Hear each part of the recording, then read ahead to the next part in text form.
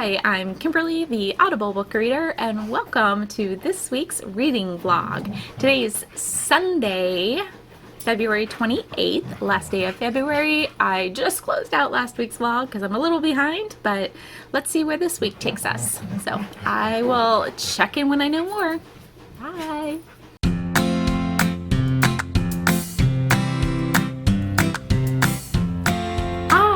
It is Sunday, March 7th, and I didn't vlog at all this week. Not one bit. And I'm a day behind, so yay! So we're just going to do a weekly wrap-up for this week. Let's see. This week, I read 4 books, and I started 2 other books. I participated in a read-athon. It was the Hey Reader-athon 2021 one, and there were 4 prompts for that read-athon. The first one was a sequel. The second one was read a book in a day. The third one was something growing on the cover, and the fourth one was the first 4 letters of your name in the title. So quickly to go through those, this read-athon actually started, I think, February 26th. I'll link the information down below. And so the first one, for something growing on the cover, I did The Giver because there was the tree on it. The second, the next prompt was a sequel, and I did The Reptile Room, and this is the second book in the Lemony Snickets series, and Tim Curry read this. Amazing. I'm going to talk about these in a moment. The next book that I read was Read a Book in a Day, and I read Hey Lunar, the final chapter. That's by Amber Crawley and narrated by Merphy Napier. And then the last one was to read something with the first 4 letters in your name. I could not find anything that had K-I-M-B. So please comment below if you know of any books that have those 4 letters in the title. What I started, but also did not finish, was The Killing Angels by Michael Shaara. And this was narrated by Stephen Hoye. So I got a K and an I, and then I took the M out of Michael. And I don't see a B. I don't know. So anyways. So yeah, those were the 4 books that I did for that read-athon. And so I finished 3 of them. I did not finish Killer Angels. All right. So let's get on to what I read this week. Now, all of these 6 books all meet a prompt that is separate from the Hey Reader. They all meet a prompt from my Battleship Picks My TBR, which I have not posted yet because I have not had time to edit that video. So the doggies are still here. They leave tomorrow. Hopefully I'll have a little bit more time, a little bit more quietness in the house. And yeah, so if you want to, also make up prompts that you think that these books would have been on the TBR. I know you could have like so many different prompts for all of these. So the first book I finished was Dear Luna. This is a 3rd book in the Dear Luna series. I don't know. Again, this was by Amber Crawley and narrated by Merphy Napier, who is a booktuber that you probably have heard of. She's awesome. I'll link her down below. But this is the 3rd in the series, and here we're following 2 twin sisters who end up having this magical family thing that you end up going back in time. There are certain rules that you have to follow. One of them is don't fall in love, which they all break. And with this 3rd book in the series, this is following, again, the twins when they go back into time, but after following an alternate timeline that that had happened in the 2nd book. So I really enjoyed it. This is never going to, I think, get the, best book of the year award or anything like that, but the writing is sweet. It's just something fun. I love time travel. I did give this 5 stars just because it had me in tears. I don't know, like it was good in that sense. I do think I like the first 2 books slightly better, only because the love story between Vanessa and Warren didn't feel as rushed the first couple times they met. So anyways, yeah, really enjoyed that book. The next book I read was, again, like I said, the Reptile Room. So what prompt do you think this was for? Anyways, so this is by Lemony Snickets, and it was narrated by Tim Curry.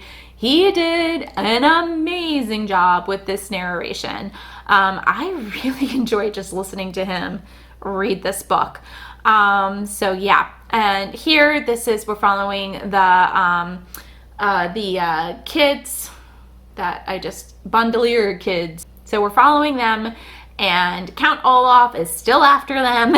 So I'm not going to go too much into that storyline, because you probably have heard of it.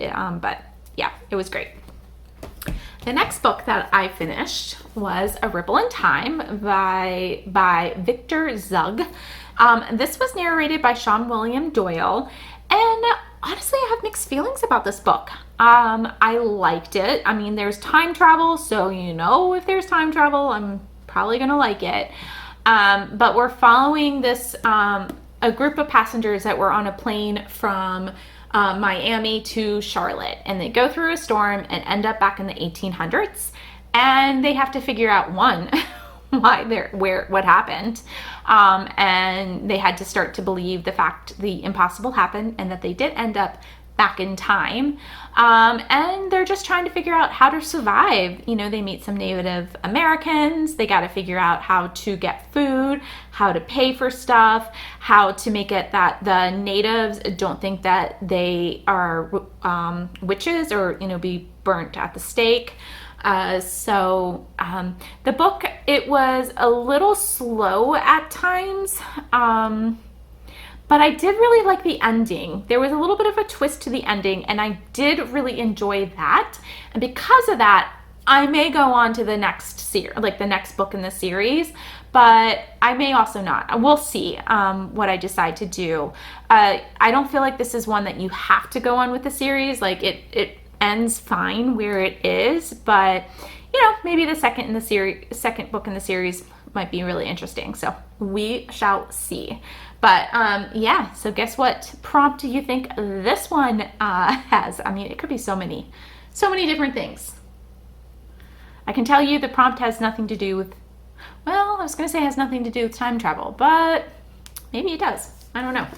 Okay, the next book that I read and finished was Clean Sweep by Ilona Andrews, and this was narrated by Renee Raudman. Okay, this is urban fantasy. Absolutely, I love urban fantasy. I mean, there was a vampire, there was a innkeeper, kind of. I mean, she's not really a witch, but she has magical powers. There was a werewolf. There were aliens. There's different worlds. All of that. We're following Dina, who this is the first book in a series, the Innkeeper Chronicles. So she is an innkeeper, which is basically a place that like aliens or other people from different worlds can come and stay. And she dips her toe into, one second, back. She's supposed to, keep knocking. She's supposed to keep to her own business at her inn, but she doesn't. So I really enjoyed this story. Now here's the deal with this book. This is my second Ilona Andrews book that I have listened to, and the narrator was the same for both of them. And I don't think I like the narrator. I feel really bad to say that, because I don't think that she does a poor job at narrating, but for some reason her narrations, I can't, the characters don't seem like real. Like, I don't know if her character seems a bit older than Dina here, but I had a hard time getting through Magic Bites as well. I read that, listened to it last year. And I listened to pretty much all of my books. I mean, pretty much all of them. So I am going to continue with the series because the series, like the story itself, I really enjoyed. Again, I love me a good urban fantasy book. But I am struggling, I think, liking it as much as I think I would if a different narrator was reading it. So there's that. Okay, so those are the 4 books that I actually finished. Like I started saying earlier, I did start The Killer Angels by Michael Ashore. Now, this is a book about the Gettysburg battle. It's from the point of views of the actual like people like General Lee and Chamberlain. And this book was written, I think, in 1974, and it was very different for its time. And it didn't get much release or going at the beginning. Sorry for the sticker on here. It didn't get a lot going. And then about 2 years later, I think in 76, it won the Pulitzer Award. And you would think usually that kind of like skyrockets books into public opinion. And so Michael, he was super excited about it. The reason so his son Jeff narrated a forward to the audiobook with this and explaining kind of the history of the book. And so he was really excited that he won that award, thinking, okay, yeah, maybe some people are going to start reading the book. And it was during the Vietnam, and no one wanted to read about war during the Vietnam. So some more years passed, and I think in the 80s then, I could be wrong, but someone contacted Michael about making this into a movie. And he was super excited, and for some reason it kind of got pushed back, and it did not get made into the movie while he was still living. So 2-3 years, again, that could be off. They did make a movie, Gettysburg. It was a beautiful movie, and that came out in the 90s. Anyways, I'll try and put that information down below.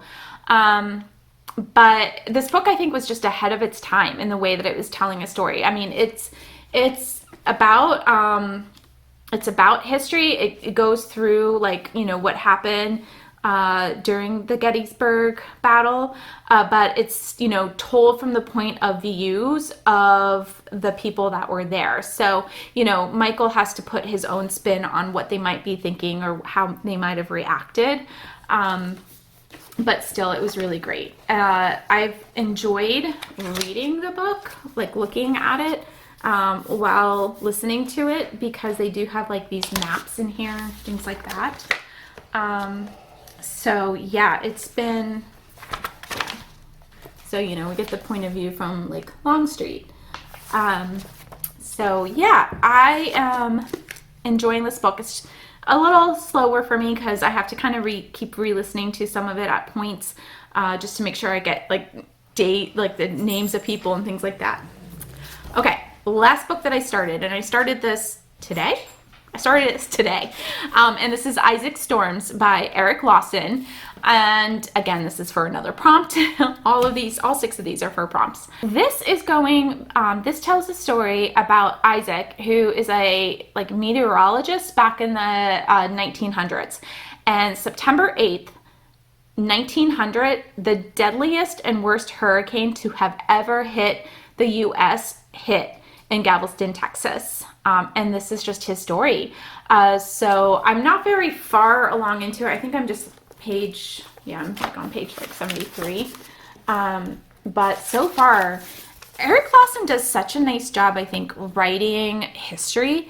I've only read one other book of his, which is The Devil in the White City, which I also really, really enjoyed. I also enjoy that this book is much shorter. I was a little worried when I picked this book that it was going to be really long again. So yeah, I'm enjoying it. It's going a bit faster than I thought it was going to, and so far I recommend it. So hopefully this week I will finish Isaac Storm and The Killer Angels. I have not gotten any further along in The Count of Monte Cristo. At least I don't think I have. If I did, maybe only 50, 75 pages. And I've continued listening to Winter by Marissa Meyer. just at night as I fall asleep. But I guess I've been falling asleep pretty fast at night because I haven't gotten much further along with that. So that's been this week. I think next week, instead of vlogging, I probably will also just do another weekly wrap up, just because I still have to edit my video for my Battleship TBR. So give this video a thumbs like up to encourage me to edit that video. There's a lot of editing because the dogs were so loud. Work, both jobs are going to be a little crazy this week with, we're short staffed at one of them. And then I've been procrastinating on this budget thing. So that is the first draft of that is due this week. So I got to get that done. But yeah, so, yeah, procrastination, definitely that's been me this week. Okay. So I'm going to get going. I hope you like this wrap up. Comment below again any of the prompts that you might think any of these books had. Comment below if you did the Hey Read-athon. Comment below if you can think of a book that has the first 4 letters of my name in it. And lots of commenting if you can remember all of the comments, because I don't think I can. So, bye.